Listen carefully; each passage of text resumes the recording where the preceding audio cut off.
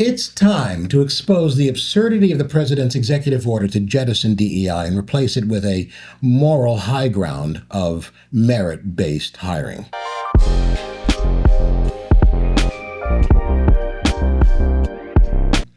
Everything about the executive order is the epitome of hypocrisy and doesn't need a microscope to expose it. Just look at the facts right on the surface. When any hiring manager assesses a job candidate's merit, the baseline question is and has always been, what experience do you have doing this work?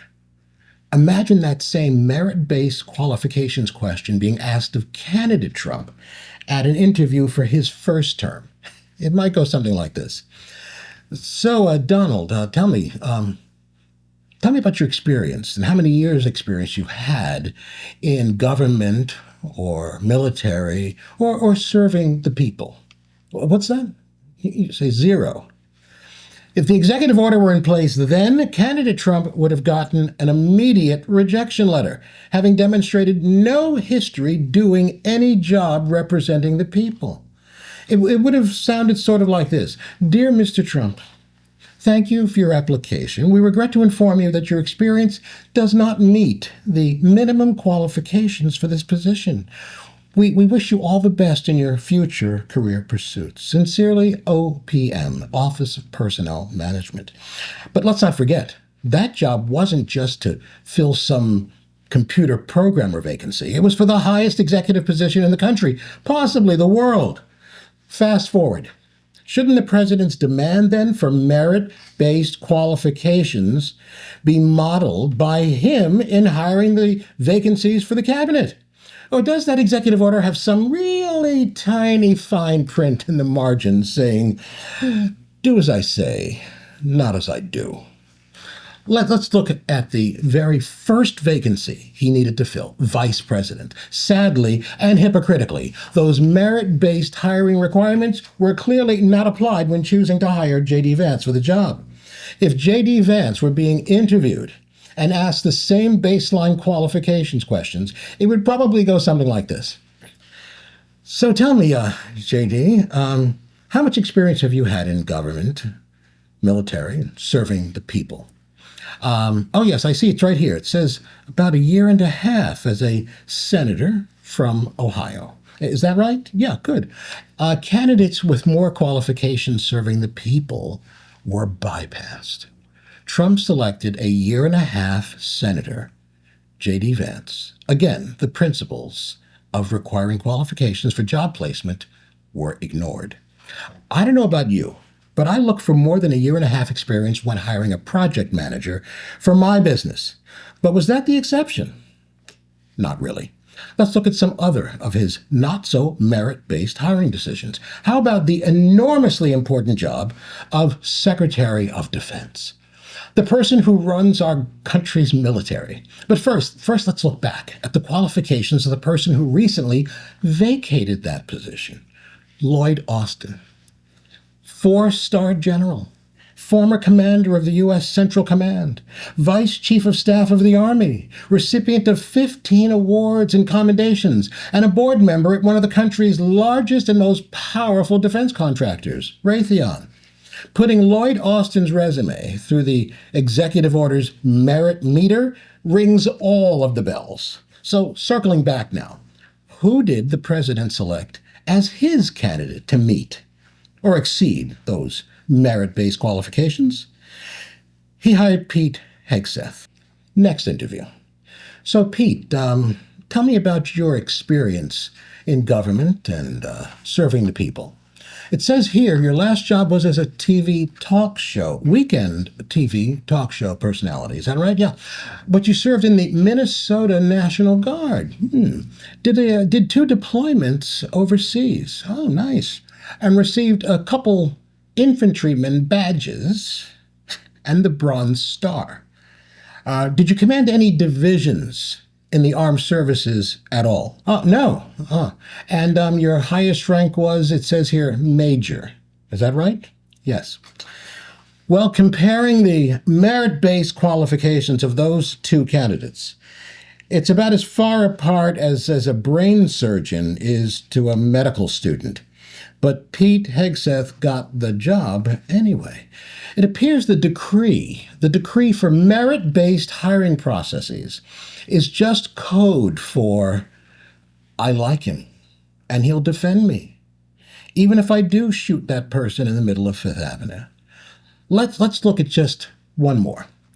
In filling the vacancy for Homeland Security Director, considering all the potential candidates with extensive national and international security, yes, security qualifications, the person selected ultimately was Kristi Noem, someone who has virtually no experience in security, law enforcement, or the judicial process.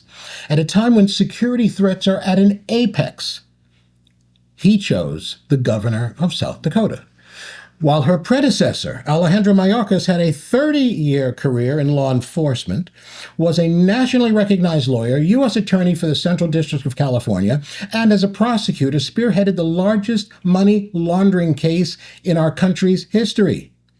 It seems that the veracity of this merit-based executive order is beginning to kind of remind me of that disappearing photo of Marty McFly's family in Back to the Future. Its content is quickly dissolving to have no visible substance at all. And then there's the candidate whose lack of qualifications needs no introduction. Matt Gaetz. Enough said.